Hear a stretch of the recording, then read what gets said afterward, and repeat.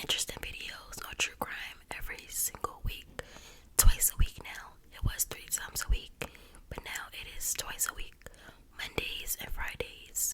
Today we are going to discuss an unsolved mystery, and thank you so much to the subscriber who requested this story.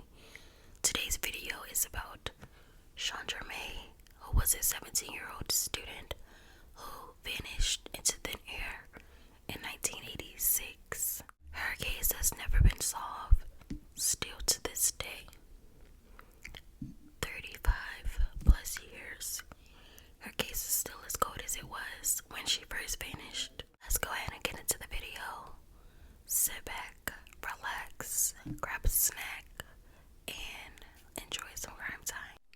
Warning, this content is for educational purposes only. Some viewers might find this disturbing. Parental discretion is advised.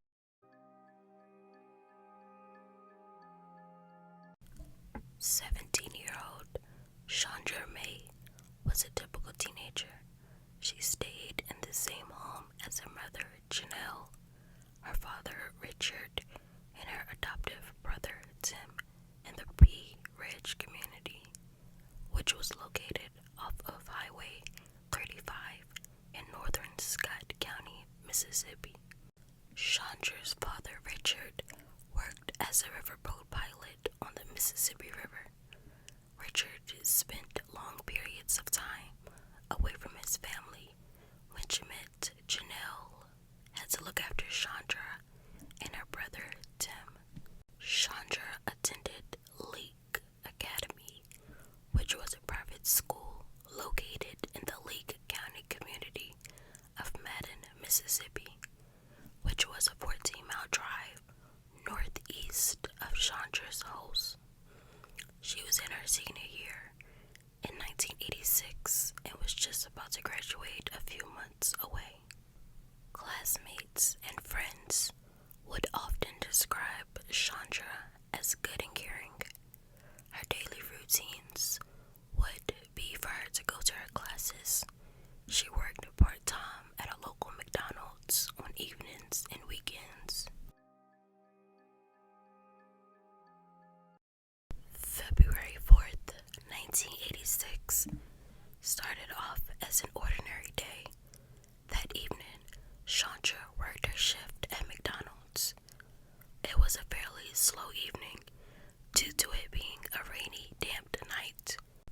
At 7:24 p.m., she clocked out that evening and waited around the restaurant hoping for things to pick up, and eventually left at around 7:40 p.m. This will be the last time anyone seen her alive.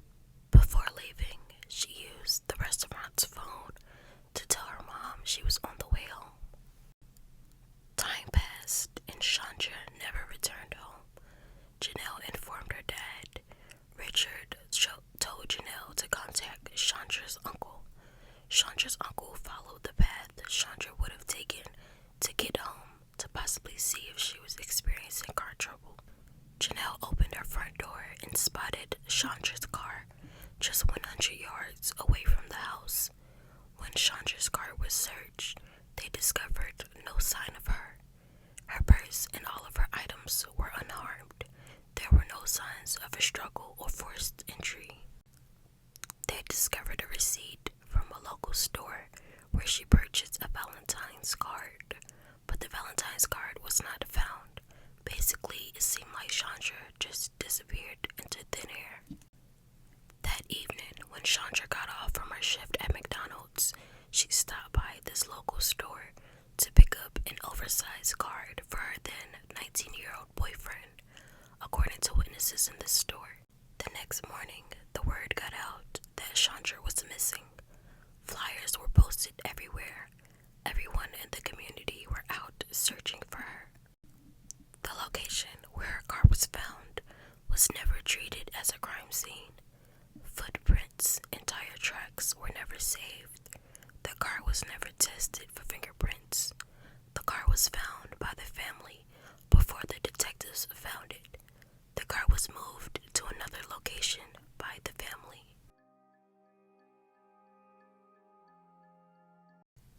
rumors and false leads began speculating about this case, which were ruled out and led to dead ends. As days passed by, the family and the community were hoping to find Chandra alive.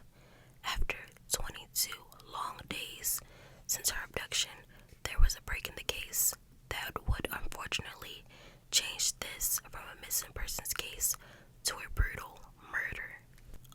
On the morning of February 26, 1986, which was Chandra's 18th birthday, an off-duty fireman who was on a hunting expedition spotted a black object floating in Baker Creek, which was located near the town of Bolton, Mississippi. The fireman contacted authorities, who retrieved the item, which was a plastic garbage bag that contained the deteriorated remains of Shondra May.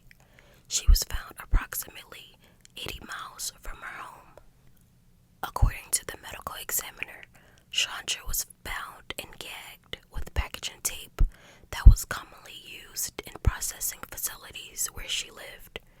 The first autopsy did not determine how she died, so another one was performed by someone else, and the cause of death was strangulation. There were strangulation marks around her neck. She was assaulted. The medical examiner determined that Chandra was alive for about 17 to 19 days out of the 22 days she was missing. Her body had to have been in the water for 3 to 5 days after she died.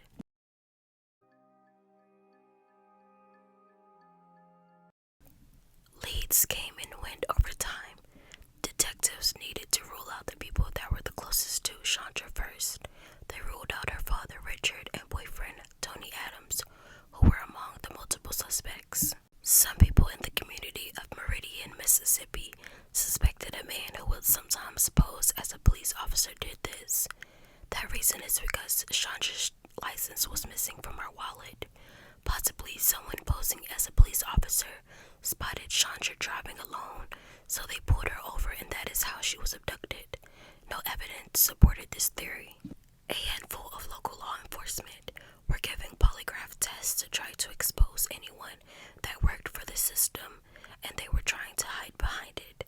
In August of 1992, an inmate named Richard Weeks, who is incarcerated in a jail in Missouri, was questioned about the murder. No evidence supported this theory. Another break in the case, a man named Kenneth McLean, who was charged with the murder of an 18-year-old Lori Hill, had been suspected of the murder of Chandra and another murder of a woman named Chandra. Long story short, there was lack of evidence on each of these crimes, so charges and theories were dismissed. As of the year 2021, this case has remained unsolved. It has been 35 years since Chandra was last seen. Throughout that time, technology has progressed. Her killer could possibly still be walking this earth, or they could be expired by now.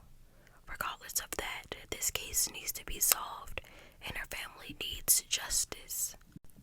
Chandra's mother died back in 1994, possibly from a broken heart in my opinion.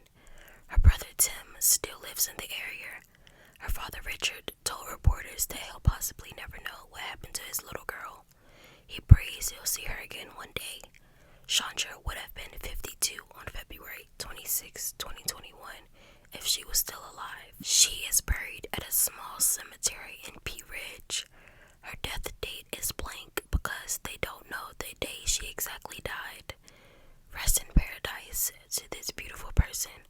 May her family be blessed with peace and strength. Thank you all so much for watching this video. If you enjoy this type of content, go ahead and subscribe, like the video for more videos like this, and leave a comment down below of what you thought about this case. I would love to hear you guys' feedback, so let me know, who do you possibly think it is? Do you think it was a former police officer? Do you think it was someone closest to her? Or do you think it was just a complete random stranger who followed her on her way home?